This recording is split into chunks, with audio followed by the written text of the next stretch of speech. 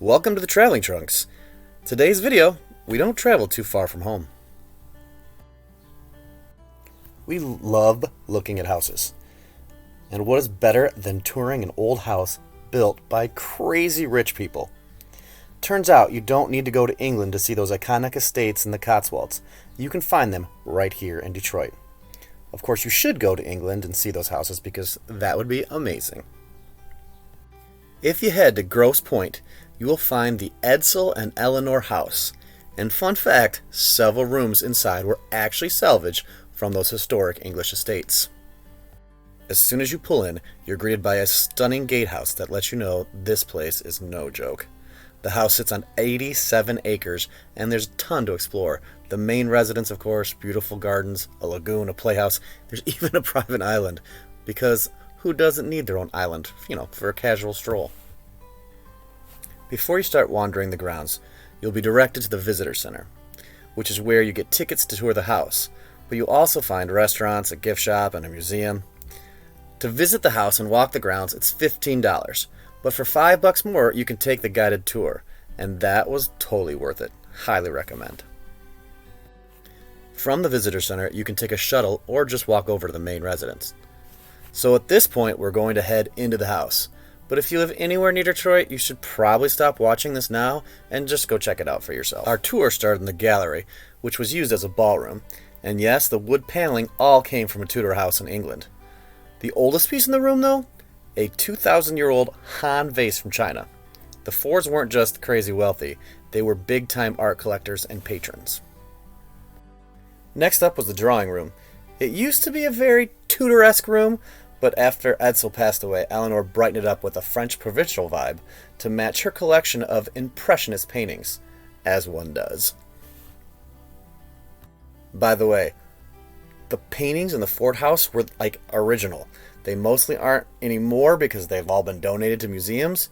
So later when you see the famous Van Gogh on the wall, that was actually just hanging in the morning room. The library was probably my favorite spot, designed to perfectly fit the salvaged paneling from an English manor, complete with incredible fireplace.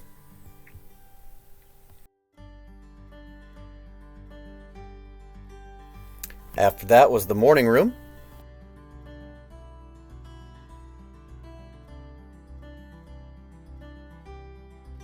Then the dining room, which was beautiful, but very dark. Apparently, Eleanor thought everyone looked better by candlelight.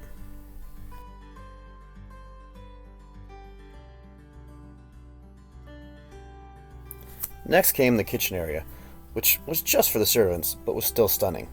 Courtney had major butler's pantry envy. Across from the kitchen was the flower room, which was actually Courtney's favorite, because what respectable mansion doesn't have an entire room dedicated to arranging fresh flowers? That being said, I actually don't have a video of it because I was filming upside down or something. I'm a moron.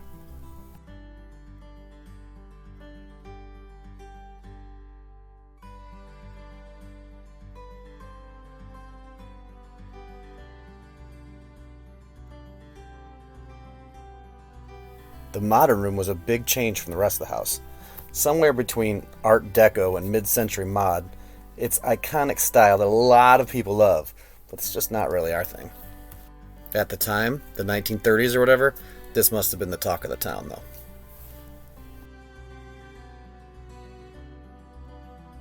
Next door was a children's entrance, basically the original mudroom, which had a staircase down to the basement play area. Sadly, we weren't allowed to explore the basement. Bummer. Apparently, children back then were supposed to be neither seen nor heard. The study had the oldest paneling in the house, dating back to the 1500s. It even had a secret door leading to Edsel's darkroom, which I think now is a bathroom.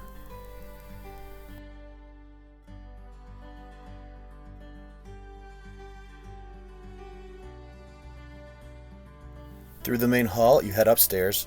No surprise, the staircase was also from England. In fact, the original house in England now has a replica. At the top of the stairs, you'll find a painting of Diego Rivera.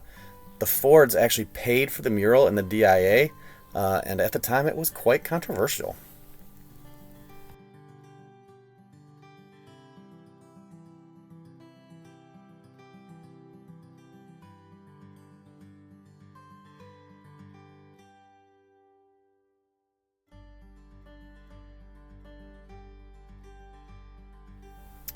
Edsel and Eleanor's bedroom actually had its own dressing room, and holy freaking crap, they had a lot of closets. Also, the decor was based on a chandelier. Not necessarily my first choice.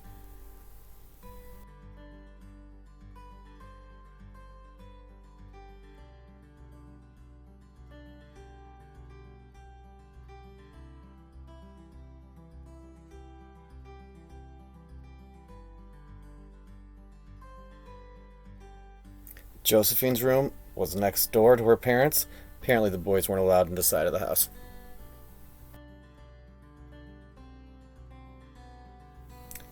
You, of course, can't have a fancy house without a room for the governess, which connected to all the children's rooms.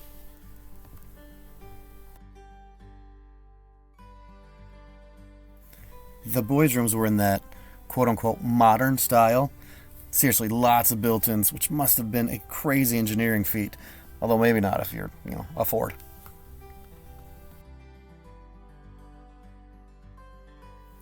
Because no proper mansion is complete without one, the Ford house had its own power station.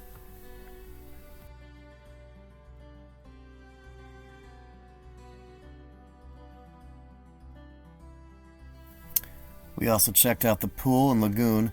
It had a definite Philadelphia story vibe.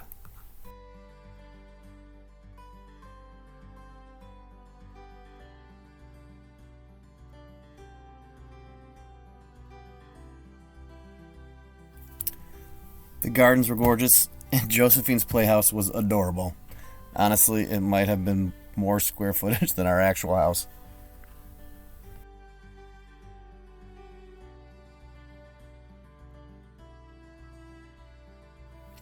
Finally, no Ford house would be complete without a garage full of cool cars.